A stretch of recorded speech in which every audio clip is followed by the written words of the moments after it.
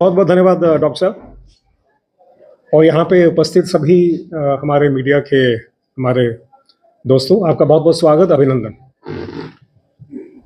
आपको जैसे मालूम है कि अभी ministry of home affairs government of India ने एक टीम को डिप्यूट किया है अर्जोरी में, जो ये बधाल विलेज है जहाँ पे बहुत ज़्यादा डेथ्स हो रही हैं, वहाँ पे एक टीम को डिप्यूट किया है। और ये 11 मेंबर की टीम है, और इस टीम को जो वहाँ पे डिप्यूट किया गया है, बहुत इमरजेंसी कंडीशंस में डिप्यूट किया गया है। एक बात हमें समझनी होगी कि जब एक फुल फ्लेज्ड आपके पास यूटी में गवर्नमेंट काम करती है और उसके बाद भी सेंटर को इंटरवीन करना पड़ता है इस तरह की मेडिकल इमरजेंसीज के लिए, तो ये बहुत सीरियस इश्यूज हैं, और इतने ज़्यादा सीरियस इश्यूज हैं कि जिनके ऊपर जो है आज हमारा एक संज्ञान लेना बहुत ज़रूरी हो गया है।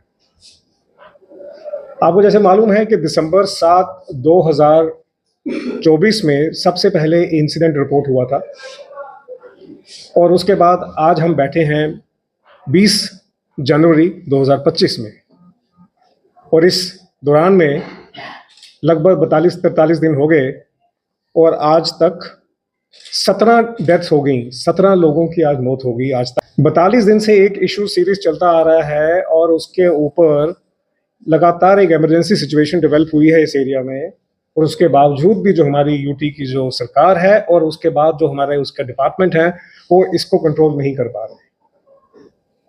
और एक बहुत बड़ी जो सिचुएशन आज उभर के आ रही वो ये है कि एक एरिया में अगर कंट्रोल नहीं होगा, ये जंगल के आग की तरह फैल जाएगी, और इसको फिर हम कंट्रोल नहीं कर पाएंगे, ये स्टेट में भी फैल सकती है।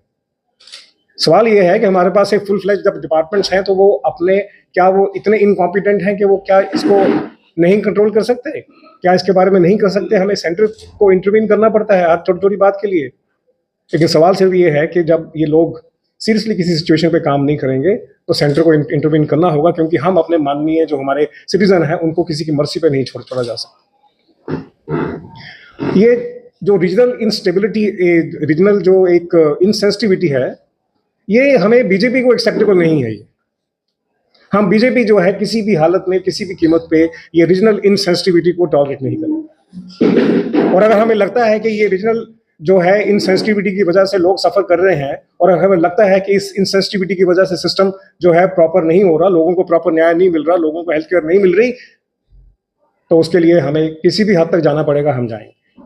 और उसका पहला जो सबूत है और पहला उसका जो एग्जाम्पल है कि हमने सेंटर से गुहार लगाई कि यहाँ पे सिचुएशन बहुत इमरजेंसी सिचुएशन है, आप इसमें इंटरवीन करें। और इंटरवीन करने का नतीजा ये हुआ कि 11 मेंबर टीम जो है मिनिस्ट्री ऑफ होम अफेयर्स ने दिल्ली से डिप्यूट की, जो कल शाम को वहां पहुंची है इसके ऊपर संज्ञान लेने के लिए कि क्या हुआ कि 42 दिन में ये इशू आज तक सेटल नहीं होता है। क्या हुआ कि लगातार डेथ्स हो रही। कल रात को एक जो 17 डेथ हुई कल रात को हुई है, इसका मतलब ये सिलसिला चला आ रहा है। अब सवाल ये है कि ये जो गवर्नेंस मॉडल है, जिस मॉडल के ऊपर ये काम कर रही है यूटी की गवर्नमेंट, ये गवर्नेंस मॉडल जो है, ये शायद उनको मालूम होगा कि वो किस तरह से इस गवर्नेंस मॉडल को चला रहे हैं। और अगर इस गवर्नेंस मॉडल का मतलब ये है कि आप एक रीजन को इग्नोर कर सकते हैं या आप उसकी सेंसिटिविटी को समझ नहीं सकते हैं, तो हमें बीजेपी को इसके बारे में, जो जैसे मैंने कहा पहले कि हम इसके बारे में बहुत सीरियस संज्ञान ले रहे हैं। अब देखिए, प्रॉब्लम ये है कि इतना बड़ा एक इशू हो गया, इतनी सीरियसनेस हो गई, 17 मौतें हो गई, उसके बाद भी सीएम साहब जो है वहां पे नहीं गए। क्या आपको लगता है कि ये एक छोटा इशू है? क्या आपको लगता है ये अलार्मिंग इशू नहीं है? क्या आपको लगता है कि इस इशू में क्या इतनी गहराई नहीं है कि सीएम साहब जाके वहां खुद देखें? और जब सीएम साहब सीरियस नहीं है, जब सीएम साहब जो है वो खुद इसके बारे में प्रॉपरली सीरियस नहीं होते, तो उनकी टीम भी सीरियस नहीं होती। और वही आज रिजल्ट है कि सब कुछ होने के बावजूद भी, सब कुछ सिस्टम होने के बाद भी, पूरे के पूरे रिसोर्सेज होने के बाद भी, पूरी गवर्नमेंट होने के बाद भी सेंटर को इंटरवीन करना पड़ा। ये एक अच्छा गवर्नेंस मॉडल नहीं है। इस गवर्नेंस मॉडल से हम अचीव नहीं कर सकते जो एक यूटी की प्रोग्रेस और डेवलपमेंट अचीव होनी चाहिए, ये पॉसिबल नहीं है। सीएम साहब को समझना होगा कि अगर इस तरह के सीरियस इशू है, तो as a team leader, as a head of the state, as a head of the UT, he should be there. उनको वहां होना चाहिए, उनको वहां अपनी टीम को लीड करना चाहिए, उनको वहां पे अपनी टीम को जो है एक डायरेक्शन देनी चाहिए। ये डायरेक्शनलेस सिस्टम चल रहा आ रहा है, डायरेक्शनलेस टीम काम करती है। और सीएम साहब को इस बात के बारे में पूरी तरह संज्ञान होना चाहिए। हम आज भारतीय जनता पार्टी के अपने एक ऑफिस से आज कहना चाह रहे हैं इस गवर्नमेंट को कि आप यहाँ तो सीरियस हो जाइए, लोगों के जो इश्यूज हैं उनको आप सीरियसली लें। और अगर आपको लगता है कि आप इस तरह की रीजनल जो है इनसेंसिटिविटीज को कैरी ऑन करना चाहते हैं, तो हम आज बता देना चाहते हैं अपने प्लेटफॉर्म से, बीजेपी के यहाँ से, कि हम इसको नहीं करने देंगे, एक्सेप्टेबल नहीं है हमें किसी भी कीमत पर। और अगर सेंटर को ही इंटरवीन करना है हर इशू के लिए, अगर सेंटर को ही अपने टीम्स को भेजना है, तो फिर आप अपना यहाँ का जो गवर्नेंस मॉडल है उसको दुरुस्त करें। आपको जो यहाँ का गवर्नेंस मॉडल है उसको ठीक करें। सरकार में आने का मतलब ये नहीं है कि आप सरकार की जो बेसिक रिस्पॉन्सिबिलिटीज हैं या सरकार का जो बेसिक दायित्व है उसको अपना निभाएं। आपको सरकार की रिस्पॉन्सिबिलिटी निभानी होगी। आपको जो दायित्व लोगों ने आपको दिया है आपको वो करना होगा।